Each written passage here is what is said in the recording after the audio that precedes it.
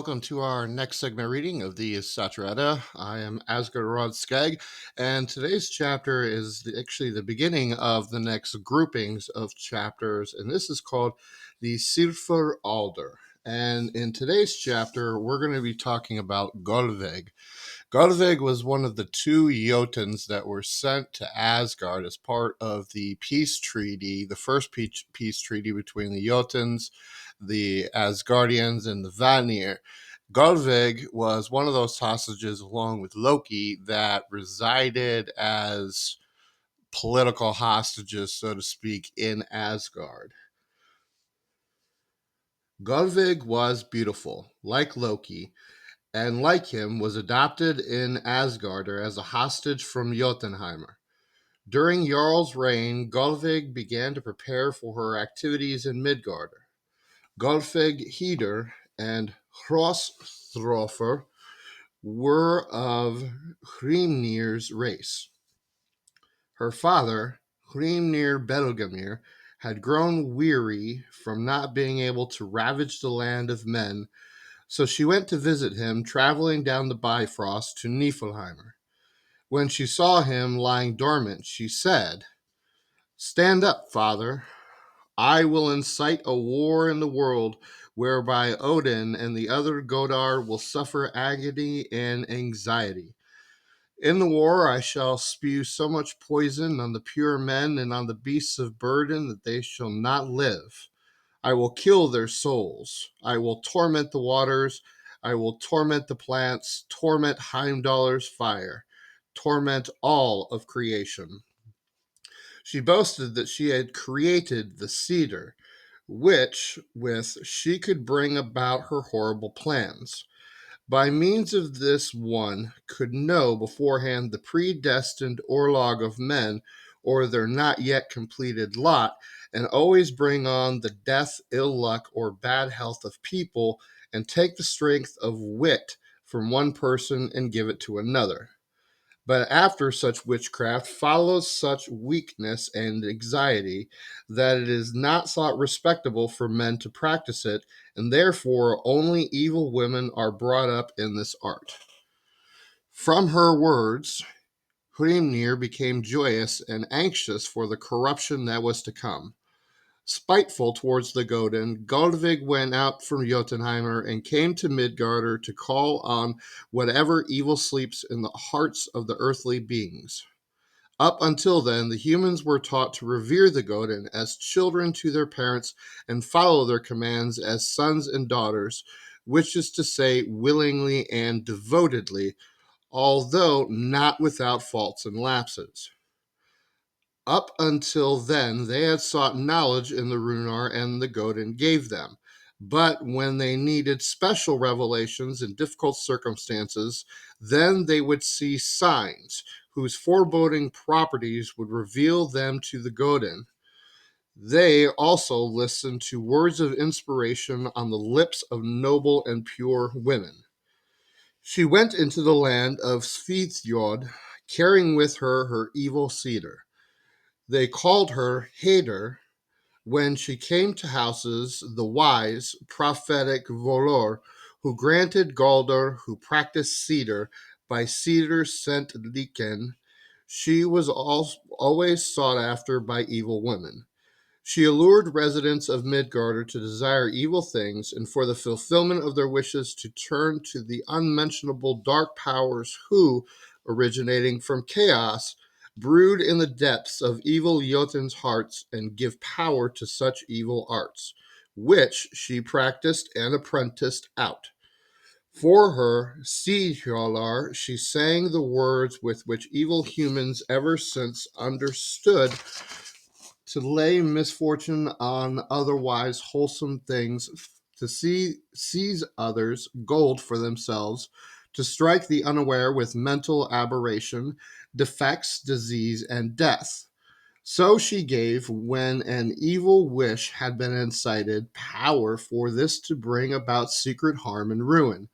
Mistrust and fright, strife and conflict, hate and vindictiveness, theft and robbery grew up behind her wherever she roved. From Gullveig's Seidr came the 9 vices to counter the 9 virtues brought up by us by Heimdallr. These vices are murder, perjury, adultery, sacrilege, greed, thievery, treason, slander, and cruelty.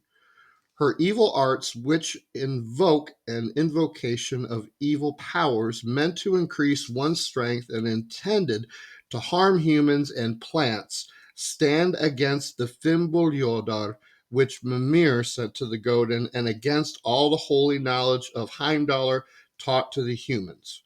Those who would practice Seidr are enemies of the Godin. They are worse than the serpents, wolves, and other creatures that seek to harm Yggdrasil's roots. They destroy 1/3 of Earth's crops and 1/3 of pious men's good thoughts, good words, and good deeds. Her activities began the corruption of Godin's creation, which would change the worlds forever. The Gullvig was spoiled by the arrival of Gullveig from Jotunheimr. Situated in the northeasternmost regions of Jormungand lies a forest which was once called Gaglividr, for its trees were made of copper or bronze. After the introduction of cedar, it was called Jarnvidr, for the trees became iron. The troll women, who are called Jarnvidjur, live in that forest. Gullveig is among them, and she is thus called Jarnvidja and Ivirja. She is eventually banished to the marsh where by the Godin, along with her vile progeny. The Garnvidr is also called Milkvidr Ulfdalr, and is a mysterious land in which the wolf conceals itself. This frost stiffened wood waits and keeps watch about a lake called Ulsair. An overhanging bank is a maze of tree roots mirrored in the surface. At night, there something uncanny happens. The water burns, and the lake's bottom has never been sounded by the sons of men. On its bank, the healthier steeper halts. The hart, in flight from pursuing hounds, will turn to face them with firm set horns and die in the wood rather than dive beneath its surface. That is no good place. When wind blows up and stormy weather makes clouds scud and the skies weep, out of its depths a dirty surge is pitched towards the heavens. Then the powers all went to the Thing Sati to consider thereon, who had filled all of the air with evil. To discover this, Odin sent the Dis named Jefjon, also called Nihelania, to see what was happening in Midgardr. He had sent from Hridskjalf that the trouble seemed to be centered in the southern Svíþjóð, so this is where she was sent. By this time, a Jotun named Gylfi had overcome Jarl's forces and, with Gullveig's assistance, taken over lands in that region.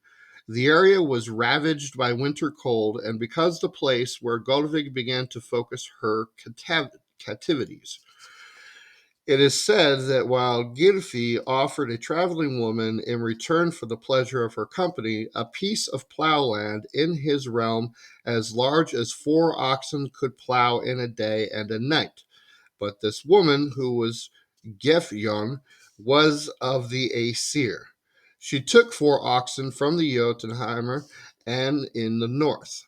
There were her own sons by a Jotun, and she yoked them to the plow, which dug so hard and dug deep that it cut the land loose. The oxen dragged this land westward out of the sea, stopping finally at a certain channel. There, Gefjon fastened the land and gave it the name Seilund, and afterwards he settled and dwelled there.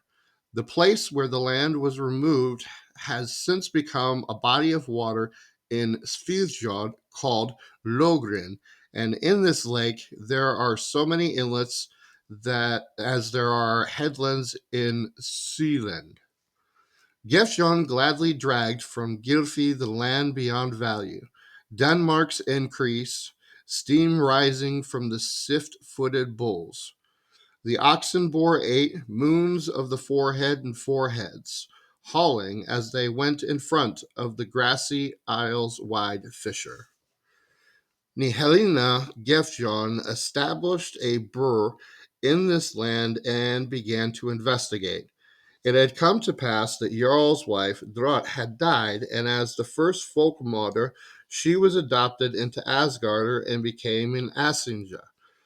Upon an island near Suland, there is a burr, Valhallangara, and on its walls the following saying is written: Read, learn, and watch.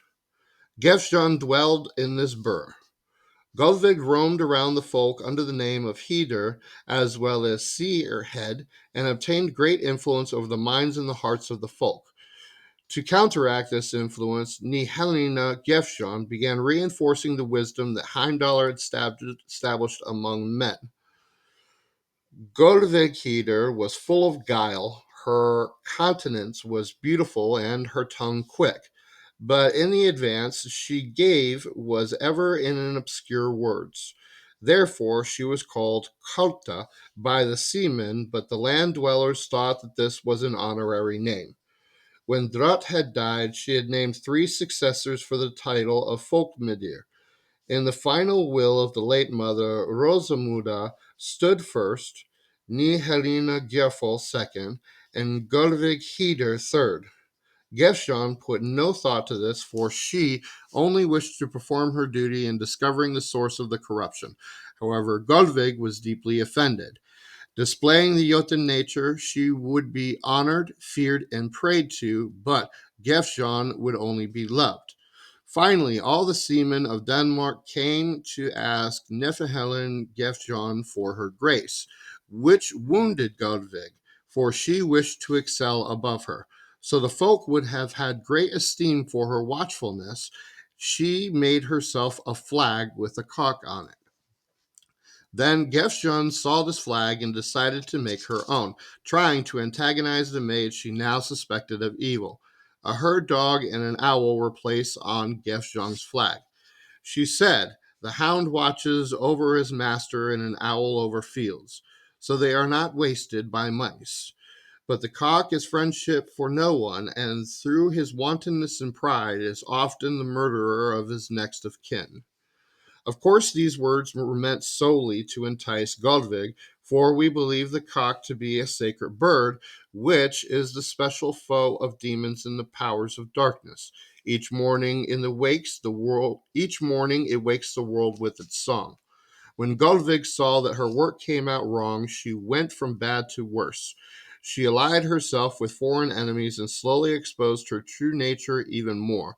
For all her misdeeds, she became no better. As she saw that the seamen shrank more and more away from her, she would then win them from fright. When the moon was full and the sea stormy, she would leap out over the wild waves, calling to the seamen that they should all be lost if they did not worship her. Furthermore, she blinded their eyes, thereby they held water for land and land for water. And for this many ships were lost with men and mouse. Her 9 daughters, with Aegir Gymir, and 9 waves, who caused many a ship to sink, dragged them down. Upon the first war feast, when all of her land dwellers were armed, she let hogsheads of beer to be poured, and in that beer she put magic drink. When the folk were all together, she climbed up from her steed, leaning forward with her head against the spear. Dawn could not be more beautiful. When she saw that all the eyes were fixed upon her, she opened her lips and said, "Sons and daughters of Heimdallr, you know well that in recent times we have suffered much harm and failure, for the seamen no longer come to trade with us. But you do not know how this came to be. Long have I held back on this matter, though now I can no longer. Hear me then, friends, so you might know now, and afterwards may you bite. On the other side of the sea, there are making good on their own, and they could do well without us. Our goods and trades have made us prosper, and the Folkmoldir has wanted us to maintain this. But Nihelina has bewitched all the folk, yes, bewitched friends, just as she has all of our cattle, which lately have fallen dead. Thus must be said, if I were no maid, I should know well, I should burn the witch in her own nest. When she had spoken the last words, she sped herself through her burr, but the drunken folk were so inspired that they were unable to watch over her judgment.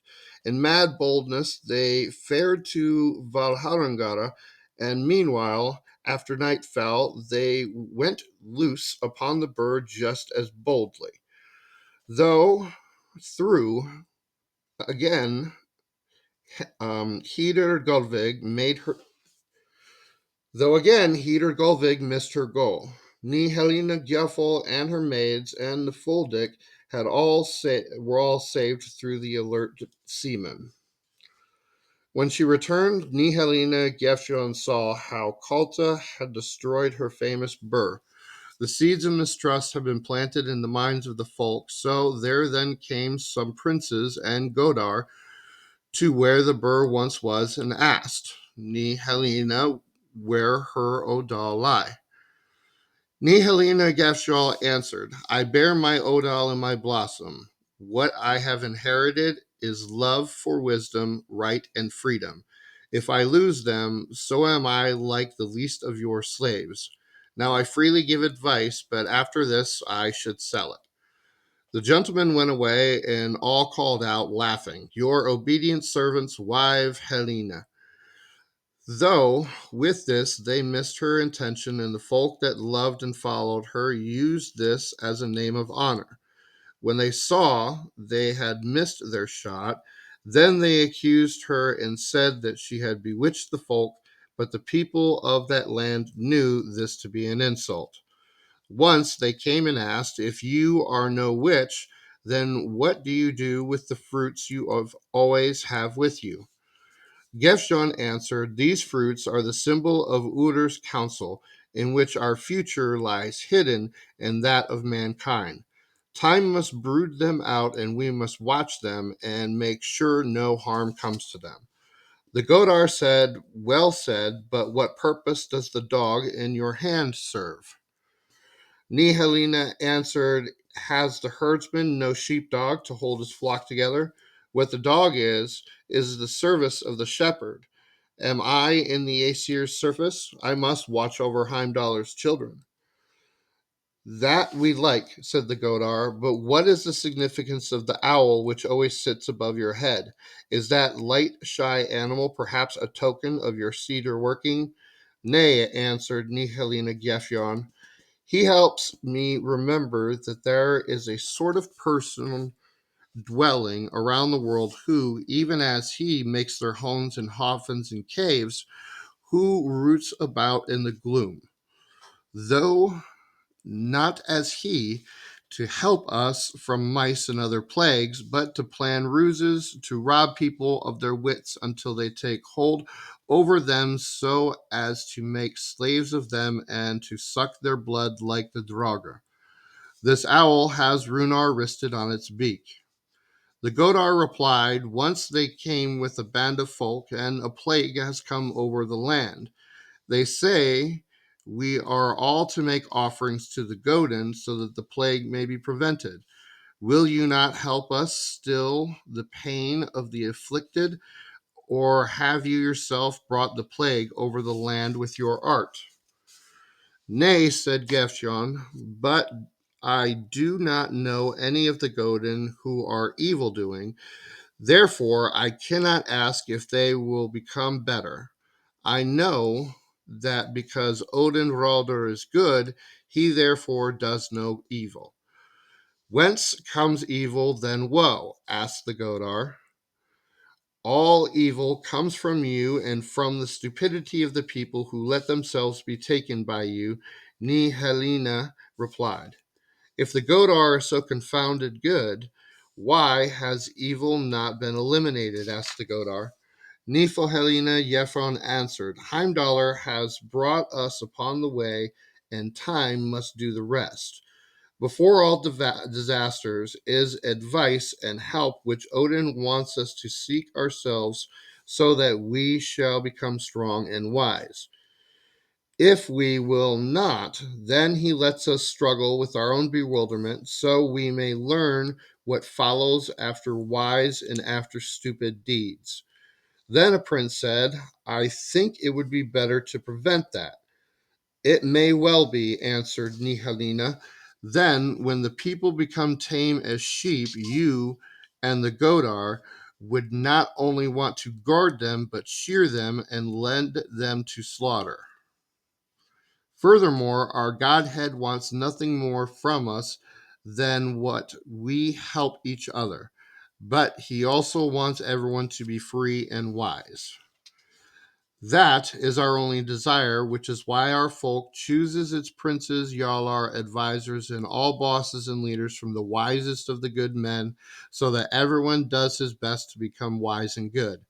In so doing, we shall at once learn and teach people that being wise and doing wisely alone leads to happiness. That is like a judgment, said the Godar. But if you mean that plague comes up through your stupidity, would Nihelina be so good as to teach us something, that new light which she is so proud of? Yes, said Nihelina Geoffrion, the raven and the other birds come only to fall upon the foul carrion.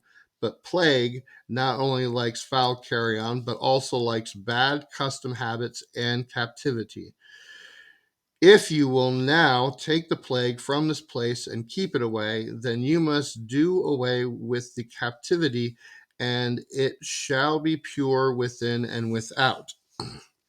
We believe that your judgment is good, said the Godar, but tell us how we should impart it to the people who are under your authority. Then Nihelina Geoffrion stood up from her seat and said, the sparrows followed the sower, the people their great princes. Therefore, you should begin by making yourselves pure, so that you may direct your gaze both inward and outward without becoming ashamed of your own mind. But instead of making the folk pure, you have invented foul festivals during which foul beer drank and wine so long that they are as last like swine, which root in the slime so that they may atone for your foul lusts. The folk began to howl and to mock. Therefore, she did not dare to spin any more arguments. Now everyone should believe that they had called the folk together to drive her from the land. Nay, instead of chiding her, they declared through all nations that it was pleased Alfather Odin to send his wise daughter Gefjon or Nihelina among the people from over the sea with a cloud to give good advice so that all who would hear her should become rich and happy. The folk were so pleased with Nihelina's wisdom, it was decided that she should become the Folkmidir. She was married to Jorskald, and they dwelt in Hledra. Later, she returned to Asgardr to rejoin the ranks of the Asatru. Gullveig was captured by the Godin and brought before the Thing in Asgardr. Gylfi was forced back into Jotunheim by Jarl's armies, supported by Odin and other deities. Gylfi made a peace with them, for he believed that he did not have the strength to oppose the Godin and the humans of Sviljord. Odin and Gylfi had many tricks and enchantments against each other, but the Aesir were always superior. Thank you for sitting in on this next segment talking about Gullveig. I hope you enjoyed the content as much as I did. Please support the channel, hit that thumbs up button, and make sure to subscribe to catch all of our new content. Thank you again for listening in. We'll see you on the next segment.